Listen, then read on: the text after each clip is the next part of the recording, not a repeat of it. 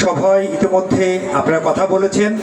সবাই ইতিমধ্যে উপস্থিত রয়েছেন সিনিয়র সহকারী পুলিশ সুপার নৌ পুলিশ ফরিদপুর অঞ্চল। ইতিমধ্যে আপনাদের সাথে কথা বলেছেন অফিসার ইনচার্জ সুযোগ্য সুদক্ষ অফিসার ইনচার্জ গোয়ালন্দ ঘাট থানা। আর যিনি আয়োজক এবং উপস্থাপক তিনি হচ্ছেন আমাদের এখানকার দলদীয় নৌ পুলিশ ফাঁড়ির ইনচার্জ।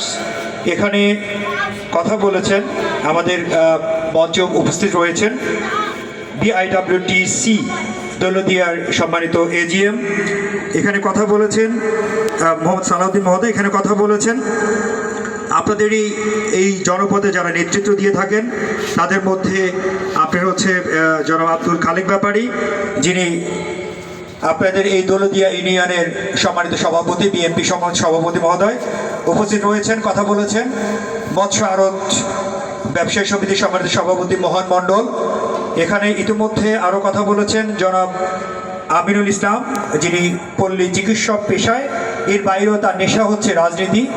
উনি অত্র দৌলদিয়া ইউনিয়নের সম্মানিত সভাপতি, সাধারণ সম্পাদক সভাপতি আমার এখানে রয়েছেন, দুঃখিত। এখানে কথা বলেছেন এখানকার কল্যাণ সমিতির নেতৃস্থানীয় জনাব বেনজির আহমেদ। এখানে কথা বলেছেন হকার্স যারা রয়েছেন তাদের সেক্রেটারি লাল্টু মণ্ডল সহ উপস্থিত রয়েছেন আমাদের ফাঁড়ি এবং থানার সকল পর্যায়ের পুলিশ সদস্যবৃন্দ উপস্থিত রয়েছেন।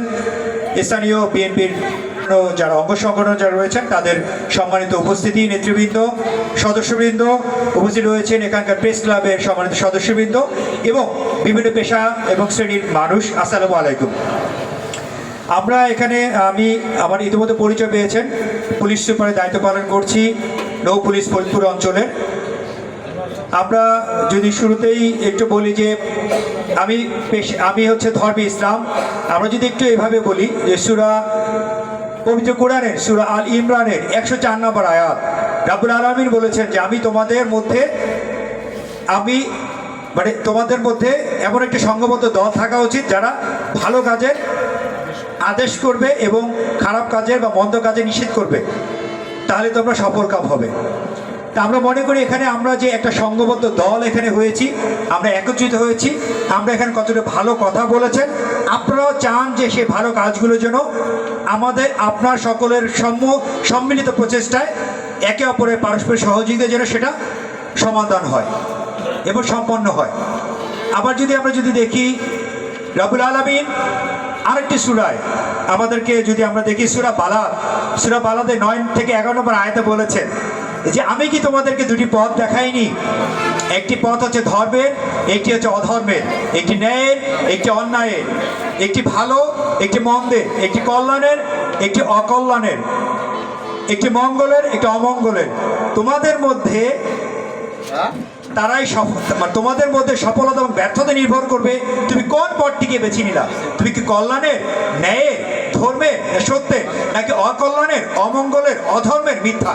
আমি মনে করি এখানে যারা আলোচনা করেছেন, যারা বক্তব্য রেখেছেন, তাদের মধ্যে দিয়েই ফুটে এসছে প্রত্যেকেই চান আমরা কল্যাণের পথটিকে বেছে নেই, প্রত্যেকেই চান আমরা ন্যায়ের পথটিকে বেছে নেই, প্রত্যেকেই চান আমরা ভালো পথটিকে বেছে নেই।